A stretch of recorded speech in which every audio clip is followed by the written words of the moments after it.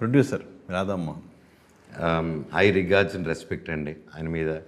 ఊరికే డబ్బులు సంపాదించేద్దాం అనేసి డెఫినెట్గా ఆ ఉద్దేశంతో వచ్చిండ్రు. ఎస్, డబ్బులు పోగొట్టుకుందాం అనే ఉద్దేశంతో రారు. కాకపోతే ప్యాషన్ అని ఒకటి ఉంటుంది, వెరీ థిన్ లైన్ అది.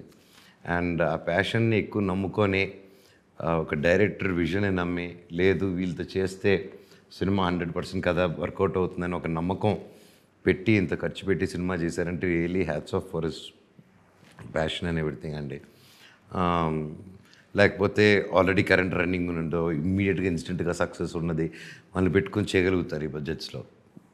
బట్ లేదు, ఈ కథకి ఈ క్యారెక్టర్కి వీళ్ళైతేనే సూట్ అవుతారని న్యాయం చేస్తారని డైరెక్టర్ నమ్మిన తర్వాత ఏ మాట అనకుండా ఆయన షోల్డర్స్ మీద వేసుకొని మా ముగ్గురిని ఇలా ముందుకు తీసుకెళ్ళడం అనేది రియలీ ఎన్ని జన్మలు ఎత్తినా ఆయనకు రుణపడి ఉంటామండి రియలీ. రాధామోహన్ గారికి బ్లాక్ బస్టర్ లేదు, మీ ముగ్గురికి సూపర్ డూపర్ హిట్ లేవు. సో ఇప్పుడు ఈ మీరందరూ కలిసి ఈ సినిమాతో ఆడియన్స్ ముందుకు వస్తున్నారు.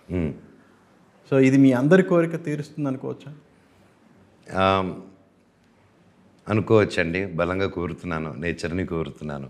సో ఆ కోరిక నిజం అవ్వాలని అది ఆ దేవుడిని ప్రార్థిస్తున్నాం.